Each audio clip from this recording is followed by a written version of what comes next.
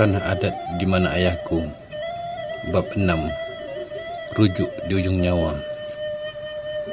Kemarin sore, pihak rumah sakit M. Jamil Padang menghubungi HP Hayati dan memberi tahu bahwa seorang lelaki tua yang bernama Malin Paibo sedang dirawat di rumah sakit tersebut. HP Malin Paibo yang sudah lama tidak aktif itu dicas sendiri oleh perawat yang bertugas sebelum menelpon nomor terakhir yang dihubungi Malin Paibo. Keesokan harinya berangkatlah Kak Upik sekeluarga, Mustika, Hayati, Hafiz, Mustafa dan Datuk Senaro Kayo ke rumah sakit M. Jamil Padang. Pukul 7 pagi, mobil Saiful berlalu pergi meninggalkan rumah Mustika. Di dalam perjalanan menuju kota Padang, Saiful fokus mengemudi, yang lain masing-masing mendiamkan diri. Hanya Saiful dan Hafiz yang berbual. Mustika yang duduk di sebelah Kak Upik semenjak masuk ke perut mobil tidak pernah bersuara, walau sepatah kata pun selain daripada menangis. Pikirannya hanya kepada suami tersayang. Air matanya lancar menelusuri pipinya. Tiba benar hatinya, mengapa tidak? Sayang tertumpah pada suami seorang, sekian lama menghilangkan diri, tiba-tiba mengirimkan surat cerai. Tidak pernah terlintas di pikirannya selama ini. Dapat pula berita yang tersayang sedang terdampar sakit tanpa ada yang menemani. Sambil menangis, dia berdoa di dalam hati. Ya Allah, selamatkanlah suamiku. Sayangi dia sebagaimana aku menyayanginya. Ya Allah, aku mohon kepadamu, sampaikan hajatku untuk bercermati dengannya.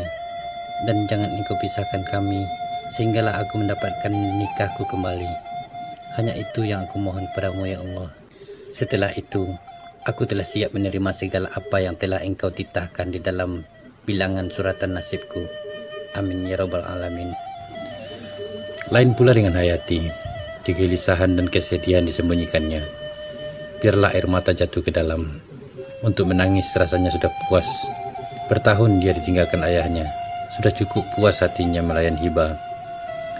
Mobil Saiful meluncur dengan pantas menuju destinasi. Semakin hampir ke kota Padang, semakin resah dan semakin pilu pula hati Mustika dan Hayati. Sudahlah Mustika, menangisannya akan membuatmu lemah. Kau harus kuat nak. Doakan saja si Malin cepat sembuh. Allah pasti punya rencana yang terbaik untuk kalian. Nasihat Pak Naro di belakang Mustika. Pak, Tika tidak bisa menerima semua ini Pak. Tika mau bercermati dengan beliau Pak. Jawab Mustika. Iya, sabarlah Tika. Nanti bila kita sudah sampai di sana, kita jelaskan pada si Malin. Sebab dia sayang ke kamu, maka dia buat keputusan seperti itu. Dan dia tidak tahu antara kamu dengan si Hafiz ada hubungan yang tidak membolehkan kalian menikah. Mobil Saiful memasuki perkarangan rumah sakit M. Jamil. Mobil itu menghala ke tempat parkir di belakang rumah sakit. Sebelum keluar dari perut mobil, Hafiz telah pun menghubungi Pak Bagindo Agus. Sahabat baik Malin Paibo itu telah menunggu mereka di depan pintu masuk rumah sakit.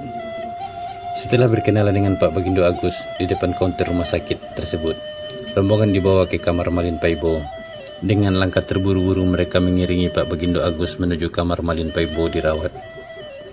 Sesampainya mereka di kamar Malin Paibo, didapatinya Malin Paibo terbujur kaku di atas ranjang. Mukanya cekung, tubuhnya tidak bergerak. Mustika berlari ke pembaringan Malin Paibo dengan tangisan yang tidak pernah berhenti. Tubuh yang terbujur itu walau tidak bergerak, namun detak jantungnya yang tidak teratur dapat dirasakan oleh Mustika. Bahwasanya suami tersayang masih hidup.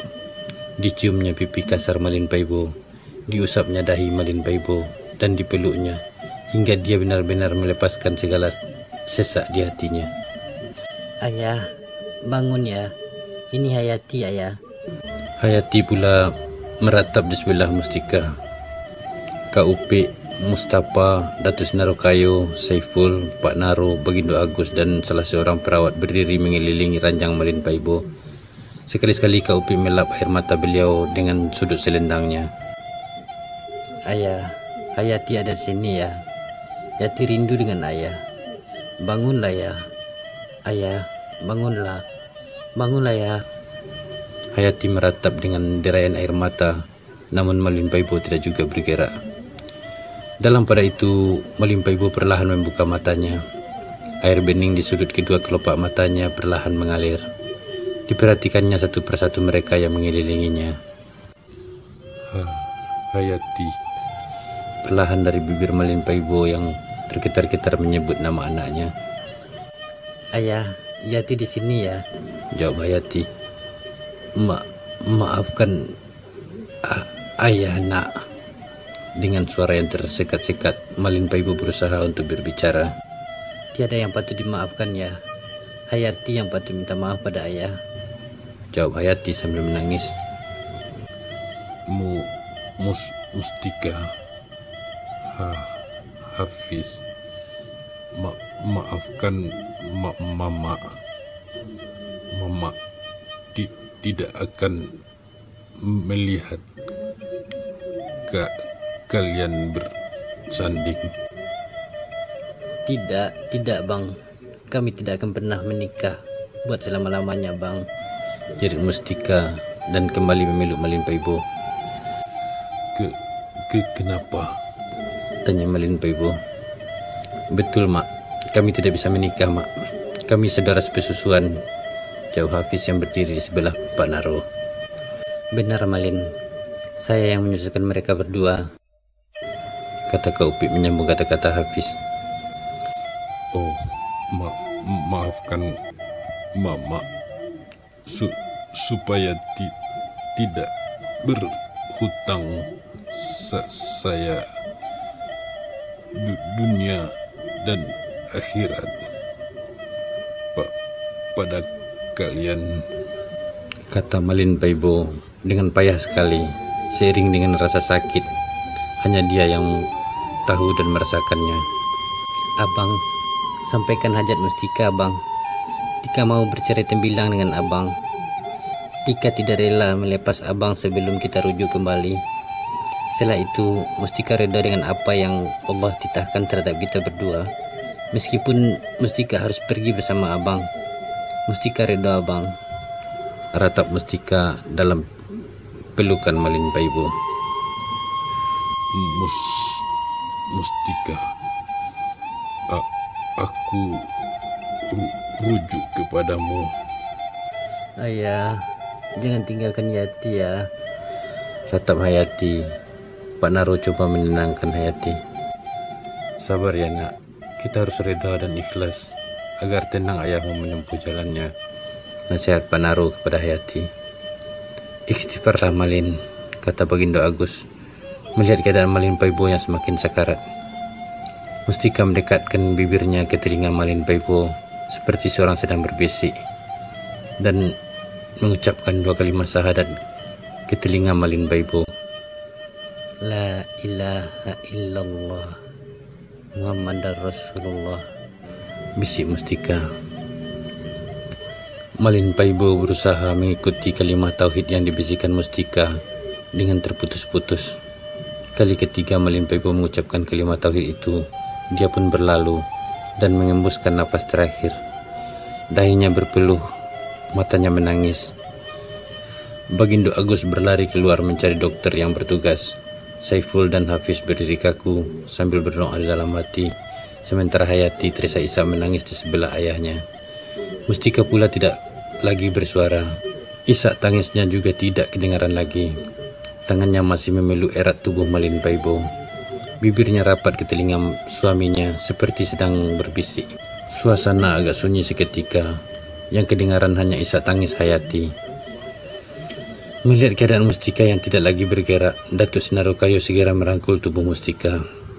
Mustika terkulai layu. Datuk Senarokayo memeriksa nadi Mustika. Innalillahi wa inna ilaihi raji'un.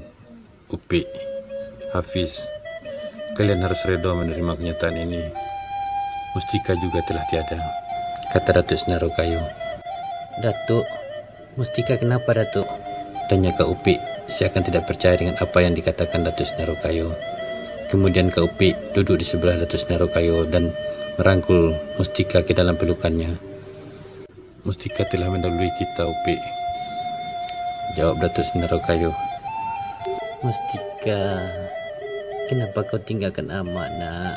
Ratap Kak Upik sambil memeluk Mustika. Ditatapnya wajah Mustika dalam-dalam.